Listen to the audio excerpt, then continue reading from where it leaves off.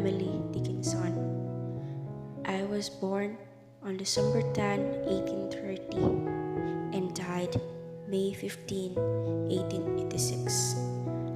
I am an American poet, best known for my eccentric personality and my frequent themes of death and mortality.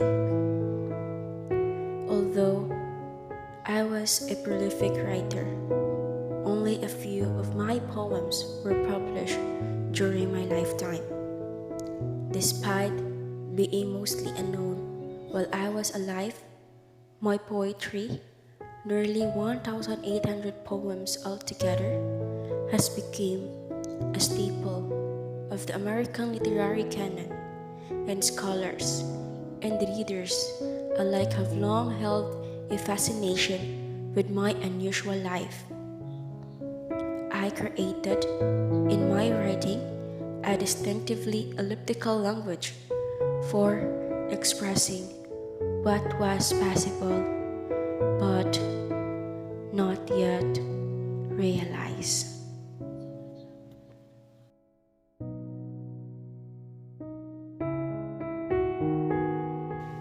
Because I could not stop for death, he kindly stopped for me.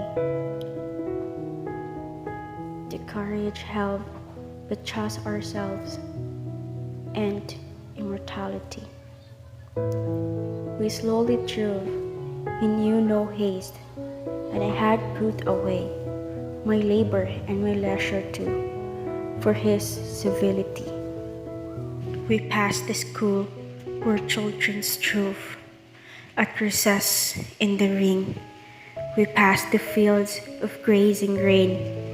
We passed the setting sun.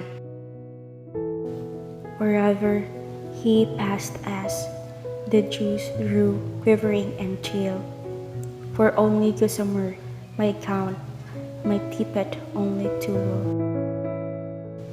We paused before a house that seemed swelling off the ground. The roof was scarcely visible, the cornice in the ground.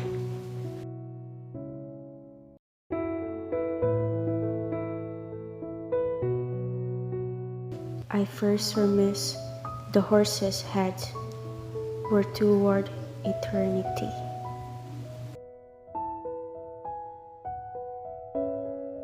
Because I Could Not Stop for Death by Emily Dickinson describes a close encounter with death and immortality. The familiarity of death and immortality at the beginning of the poem causes the reader to feel at ease with the idea of death.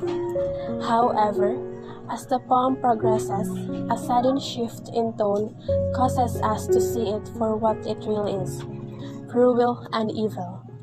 We are all too busy to stop and think about dying, and are often too busy living to prepare adequately for death. And few of us would want to stop so death could claim us. The poem takes a closer look at the process of coming to terms with death and how death is unavoidable. Because I could not stop for death is death and mortality. In this poem, the poet describes how she visualized death and what's its role in her life. Death is the only thing that even money could not stop. The speaker seems to be saying that the hardest part about death isn't always the act of dying itself. In fact, they say they could not stop for death, possibly because they were too busy living. Stating that she could not stop for death means that the speaker didn't have a choice about when she was to die.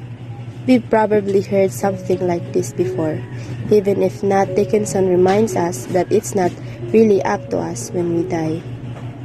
None of us can stop death, nor know when it will happen.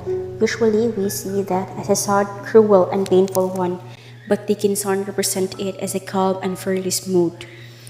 We humans believe that death never occurs at a convenient and advantageous time. When Dickinson says, "Because I could not stop for death," she causes the reader to ask why she could not stop.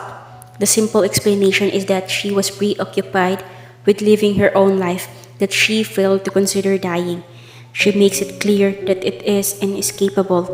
Though when she says, "Hey, kindly stop for me," the next line, "The courageous help but just ourselves and immortality," suggests that the miracle of life is our most valuable property and promises the gift of eternal existence. But she makes it apparent that it is inevitable when she says, "He gently stopped for me." The existence of immortality helps to reduce worries as we live the physical world and gives the recipient the support necessary to ensure that. The poem "Because I Cannot Stop for That" gives us a lesson that death is not the end of all. Perhaps it is the start of an eternal life. The idea of death by the poet Emily Dickinson is not a typical idea, which makes this piece more appealing to its readers. If a person reads the poem, that person were surely astonished of how death was being personified in the poem. In the first stanza, death was being personified as a gentle and courteous man, which makes a reader curious while reading the piece. From the title, "Because I Could Not Stop for That," we can conclude that the poet was not ready to die. She was busy with all the labor and leisure that she entirely forgot about death. That's why death himself came to her. We came to realize that life after death is not an end of life, but it creates a new beginning to afterlife. It is quite peculiar that there are people who are not afraid of dying or death. Admittedly, most of us are either too afraid to face death or death itself. However, there are exceptions to the rule, and notably, Emily Dickinson warmly embraces the concept. She is able to portray her ideas on the subject through poetry. The poem is an eye-opener that death is inevitable, which means death is an inevitable aspect of existence. The poem gives us a very deep and philosophical message and thought-provoking vision that life is infinite. Nah,